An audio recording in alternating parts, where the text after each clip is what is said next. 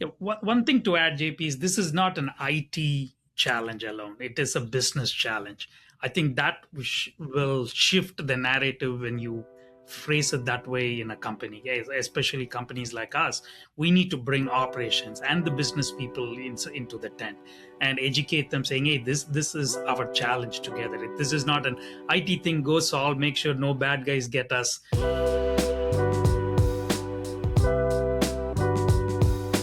Welcome to the Information Week Podcast. I'm your host, Senior Editor Jean-Pierre Root. And in today's episode, we're having a conversation about whether or not quantum readiness is worth your effort if the threat and also the benefits potentially remain years away. You know, much of the attention in quantum computing focuses right now on the potential dangers of bad actors getting their hands on the technology and then potentially breaching traditional security and defenses. And there's also expectations for quantum to support drug discovery and other complex calculations in the future, if and when the technology becomes practical. But is it worth investing time and energy and money now when those potential practical uses may be down the road? For today's episode, we are joined by Pal Narayanan, Chief Digital and Information Officer for Kenco. Pal, thank you so much for being here. Sure, thank you. We're also joined by Rishi Kaushal, CIO for Entrust. Rishi, thank you for joining us today. Pleasure to be here, JP. Okay, great.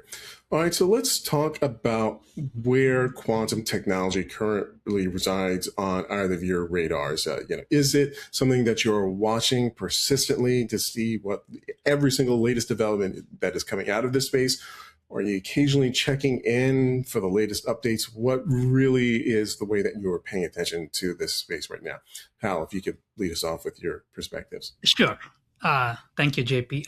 I would say at the beginning of the year, it was occasional check-in, but lately now in the last 3 to 4 months, it has become a persistent strategy. And especially also, last week, there was more regulations and everything announced by the United States government, which, asks them to speed up their state departments, to speed up the investment in quantum computing. So definitely at this point, it is a persistent strategy. We are starting to plan to see what needs to be done from that aspect. So I would say persistent going forward. Gotcha. Rishi, how about for you? Where does quantum technology awareness really sit on your radar right now? So JP, from my seat, this has definitely been persistent for a bit. We've been watching it, especially with the across the industry, as people are certainly the momentum is picking up. As Paul mentioned, right, with the executive order, certainly the investment that is going into the quantum investment that is happening, and the recent announcement you saw from Microsoft, the Narayanan, that they'll potentially have a quantum chip by 2029. That certainly changes the game. We were thinking it's going to be there 2032, 2034. Now it's much faster, especially in this day and age of AI, it's speeding up. So this is something that we've been planning for, at least here at Entrust for the past, I would say, year or so. And we continue to work towards it. You mentioned the activity happening with Microsoft, the external, big player in the space, and I'm sure there are other major big players externally. But what does it take for your respective organizations to kind of think about preparing for quantum technology? Are you looking at any kind of what kind of new hardware you might need, or new skill sets, or is it a matter of just seeing what becomes available externally and then trying to just kind of match what is happening out there? Sure. If I don't mind, I'll go first. I don't think this is buying any extra hardware or chip at this point. And we are looking more on, the crypto agility of the organization. That's what we are looking at. We are looking to make sure that we continue to work on our technical debt, which with quantum computing or without quantum computing, all of us should be working on, making sure you don't have too much technical debt. And then the other challenge is going to become, like you said, the resources. Once everyone gets on board, everyone is going to look for best partners or resources to work with so that they can get past this, the encryption and the post-quantum cryptography. So resources will become challenging very soon when everyone is starting to focus. So from our standpoint, from Kenco's standpoint, we are trying to educate our executives to saying what needs to be done. We are also training our internal people, saying, hey, we need to get prepared for it and use our existing people itself to make sure that they are trained. And then we start putting together plans on, hey, what are the things that we need to do? What is external facing? What is internal facing? Plus, it is not only us, but we also have to work with all our partners. We are a big logistics company. We, do shipping for some Fortune 500 companies. They interact with us on a daily basis, along with a lot of automation players. We have to work with them also to make sure that they have this in their radar, and we are good stewards of all what we do together. And JP, same as well, right? As kind of adding on to what Paul mentioned, right? From our seat, right? This is not about buying a new hardware or new skills. This is something that's been there for quite some time. What's becoming more apparent is now it's becoming more critical, right? What are our critical assets? Where all do we have the cryptography, right? From the inventory standpoint, especially as we look at our applications, external facing, internal facing, prioritizing those, understanding everything that is there, applications, certificates, APIs, everything that we have from that standpoint across the enterprise, so that we have that visibility and we can start preparing for it. And this is not something new. This is, as Paul mentioned, right? It's called technical debt, but this is becoming more critical to understand the inventory you have. It's not just right the technology that is going to be different. It's not the challenge around technology. It's also around the inventory of what you have and the governance that you put in on top of it as you start moving from the existing algorithms that are there to be more quantum safe algorithms as well. And as part of this, it becomes also important, these quantum cryptography, they're a little bit more heavy, which means you can't just turn it on every place. It potentially could require new hardware, because especially with these heavy algorithms, it could make it more inefficient. So those are the things that we are looking at, planning for, thinking about. But all of this starts with the inventory of what we have. And that is what we've been working on for the past, like I mentioned, for the past year or so. So we are better ready when this comes in. Looking at that, being better ready for things, what kind of questions, what kind of thoughts or considerations are coming from other members of your C-suite, even the board, about, maybe what they're hearing, things that you have to clear up with them about misconceptions that they might have? Do they have, is there a sense of disbelief or really extreme concern about what quantum might mean for the future? Either of you can jump in with what kind of questions you're seeing from your fellows in the C-suite. Sure. The one question which always comes is this real? And then again, yes, absolutely, it is real. And then the next follow-up question is, how much do we invest in, and where are we in this journey? So that those are real questions which we can answer. One of the things which I always tell them is, like, we compare it to the Y2K thing that we saw. It's been a long time now. Y2K passed by. We had a specific date, and that was what we were marching towards. But in case of quantum computing, we were all thinking, we have time till 2035, maybe that is when we need to get ready.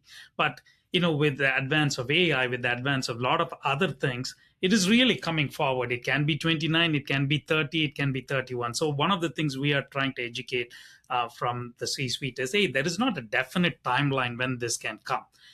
If you think about AI has been around for a long time, but the tipping point came when ChatGPT came and made it as easy as possible to use. So the tipping point can come anywhere, is what we are educating them and saying, we cannot wait till the last minute when that tipping point comes and try to figure this out. So we need to have a plan and work towards it.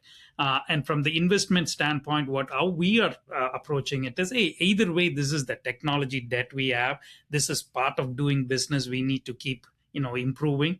So it should be part of that journey.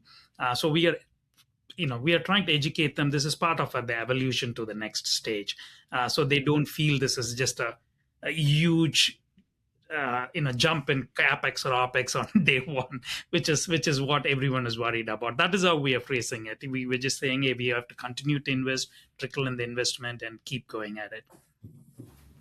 Yeah, in our case, JP, certainly our board conversations has definitely shifted from is it real to how much time do we now have, right? Especially with the timeline changing, so everything is around resilience and planning, right? It's about the basic questions that were there before, right? There's always what certainly all the hackers are looking for is data.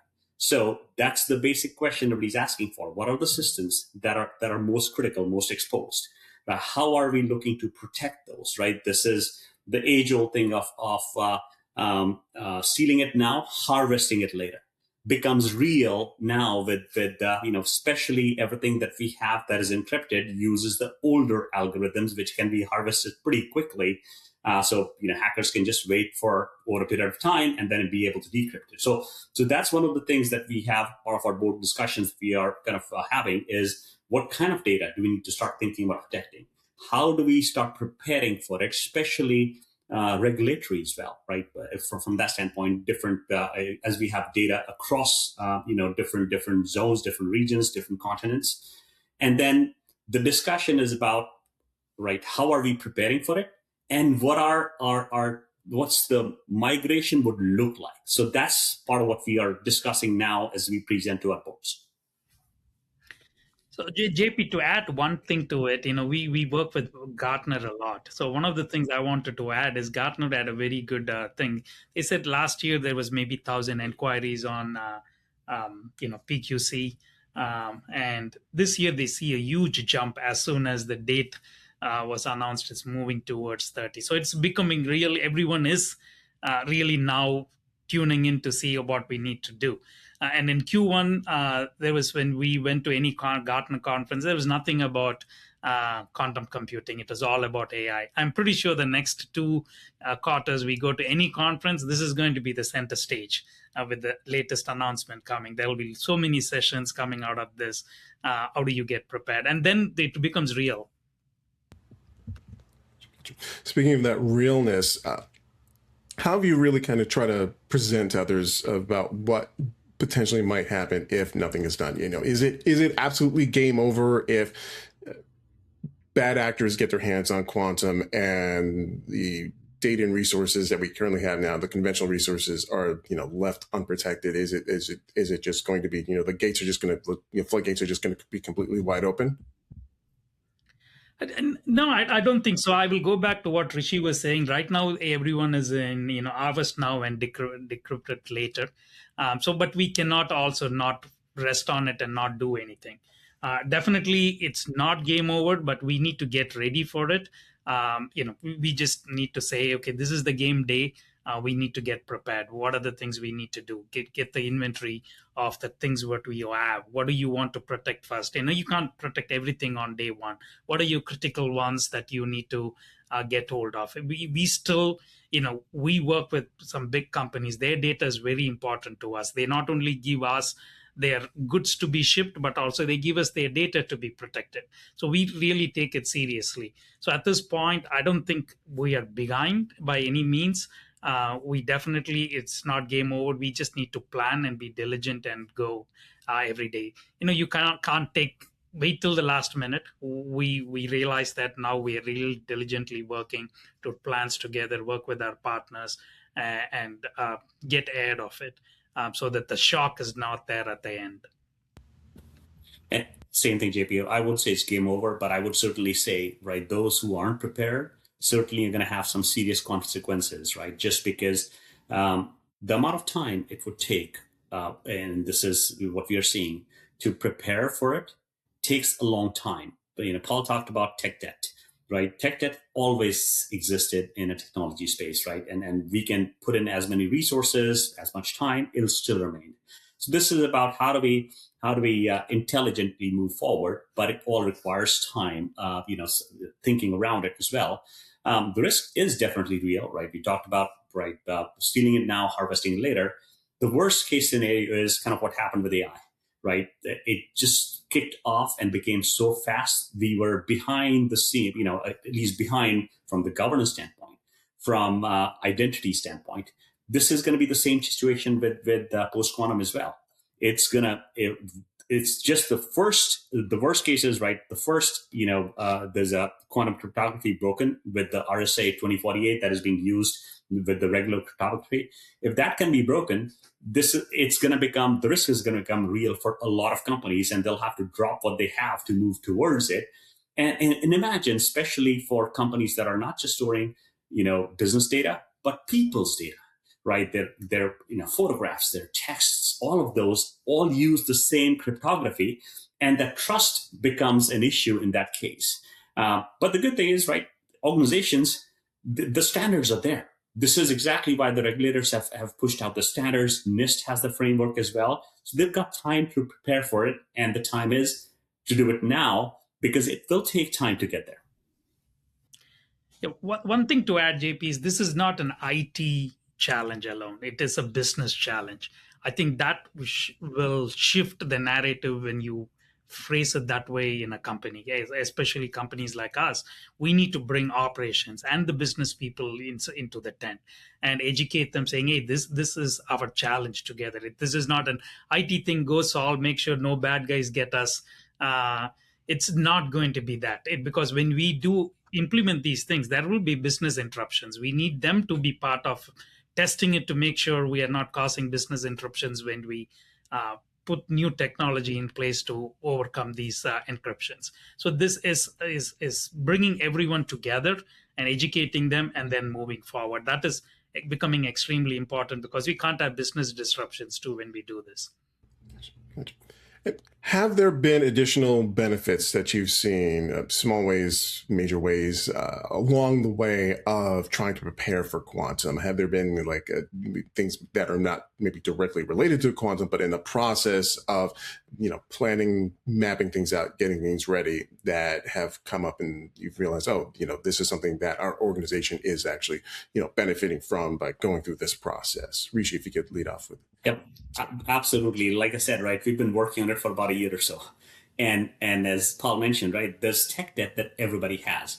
Now we actually have visibility of everything that is out there now, right? And the beauty of the technology advancement, especially with AI, we've been able to use AI on top of what we know to be able to better understand what is out there, better assess how to prep for things and how to plan for it as well. So definitely, it started off with, let's figure out what we have there, preparing for quantum. But part of it, we were able to realize what is out there, what is our potentially our tech debt that we need to focus on for the next few years and make some of these better as well. Yeah. The one thing I'll add to what Rishi had said is it did validate what we always been saying. Hey, be diligent. Make sure that you work. You cannot work for the first 3 months of the year and then not do anything about your security posture, because this finally comes down to your security posture and how good you are. So continuing to work on the security posture to make sure we are staying ahead of everything validates this. Basically, for us, from our standpoint, we told the C-suite, what we are doing all leads into it. This is not like every brick builds on it. So that it definitely validated what we are doing, what we're investing in our people and technology to educate them on everything that is coming along. It's definitely refreshing to see everyone is saying, okay, you guys are right. We need to continue to invest in what we are investing and be diligent about it. That definitely is back on the spotlight. Yeah, and Paul, I would just add on, right? That's exactly it, right? It's beyond quantum readiness, is what I would say, right? It's helping with our cybersecurity, right, operations side of it, compliance side of it, and also at the same time, like I mentioned, now we can. This is operational resilience. We have visibility to what we have. So how do we use that data to plan for it from the operational standpoint to make sure we are staying ahead of it? Gotcha. Great. All right, we'll definitely appreciate both of your insights for those questions. And I'm raising the Ninja Turtles game screen, which means now it is time for my favorite part. Time for questionable ideas. Our tabletop exercise where our panelists will serve as interim executives at a fictional company called Questionable Ideas. The scenarios that follow may be a bit over the top, but they do relate to today's topic. The panelists have not seen these scenarios in advance, and they are not responsible for the presence of goblins, kobolds, or gremlins, because that, of course, is entirely my fault. Okay, so Rishi, Paul, again, you're going to be interim executives for this fictional company dealing with issues related with today's topics. You have the same rights, privileges, and powers that you would expect to have in your current roles, up to and including calling for outside help to deal with the shenanigans. Gentlemen, are you ready? I am. Okay. And a little nervous as well. So let's see. All right. First scenario, asset reallocation. The CEO of Questionable Ideas wants to be quantum ready and was told by a cloud provider that they will eventually have quantum applications available soon once they have quantum error correction resolved, which they promise is very, very close. Fingers crossed. The goblins are campaigning to the CFO to push to take half of your IT budget and put it towards subsidizing this provider to get this going. This would obviously mean cutting back elsewhere, including on in-house app development resources. The goblins claim the quantum apps will be better, so it's totally fine if you eliminate all of those in-house teams. You have no clear timetable on when these quantum apps would be available, but the Goblins plan calls for immediate asset reallocation towards this. Do you want to follow with their plan, modify it, or come up with an entirely new plan from scratch? I would definitely modify it, not come up with anything new, because the goblins potentially don't know what is out there. They're just they think they know the reality, which is why understanding what is out there to modify the plan and bring it back would be the better option than to just go forward with the plan or to come up with a new one. Okay. I would say I agree with the same thing. Definitely if there is an appetite for innovation and investment, that should come out of an innovation or a budget rather than cutting, robbing Peter to pay Paul, because that never works. So definitely if the company has an appetite for innovation budget, should be allocated from that rather than, taking it from the regular IT budget, which continues to make money and that supports the business. Gotcha. All right. Well done on that. Thank you. All right. Second scenario, standards and protocols. A framework for the introduction of quantum resources is being mapped out, and your teams are developing lists of where the traditional compute, which is the backbone of Questionable Ideas, will not be interoperable with the forthcoming systems. The kobolds insist that there must be backwards compatibility, and that the quantum resources need to feed into the existing environment rather than update the current environment to work with quantum.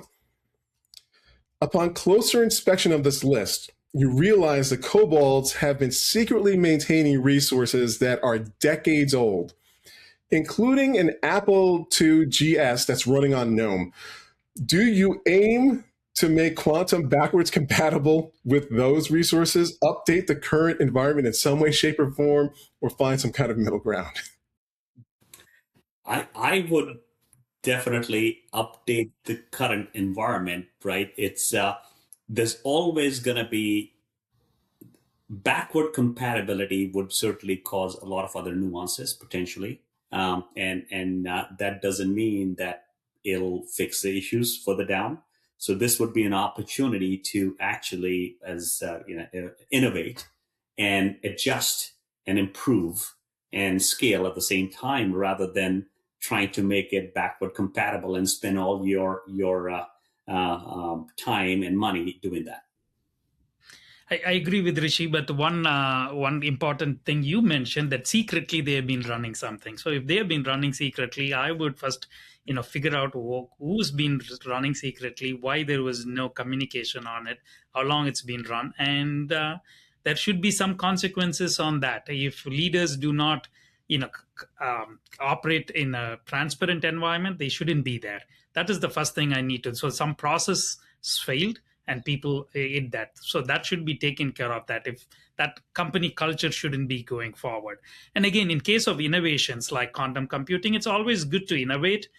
And once you have a use case, you can figure out whether it needs to be backward compatible. If there is not a use case and it's not, panning out, why even worry about backward compatibility? But you're going to slow things down too. So I would continue to, invest in the innovation to go forward. Then later, if it pans out, great, then we can talk about if compatibility is needed. But I would take care of the underlying problem of the culture of not telling thing, because that is not going to go away. That needs to be addressed first. Yeah. And JP, I would pick up on what Paul just mentioned. I think I would take that as I would say a learning that this potentially we don't know what we have. We've talked about visibility. If these gnomes had these secret machines, what other gnomes are out there that are doing something similar that we're not aware of? So that's why I would probably double down on getting that visibility so I can catch all those gnomes all over the place before we make a call on which direction to go to understand the scale of the problem. Well, eventually you're going to have a conversation with them, because they also have some machines running on Atari DOS somewhere down in the basement. There you go. Right. All right, last scenario. The mystery box. One way or the other, Questionable Ideas needs to have in-house quantum knowledge. The recruiters are doing their best to find potential candidates, but the reality is right now that the practical experience in the space is limited and rare, at least in the moment. The Gremlins claim they can build a team of quantum experts if you and the security teams don't ask too many questions.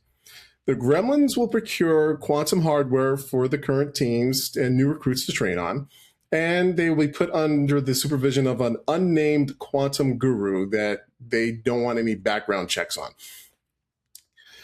Just don't ask where the hardware came from or what they will be up to after hours or on the weekends. Also, they will require full access to core databases and remote links to all your global customers. How do you feel about this plan to get quantum knowledge in-house at any cost?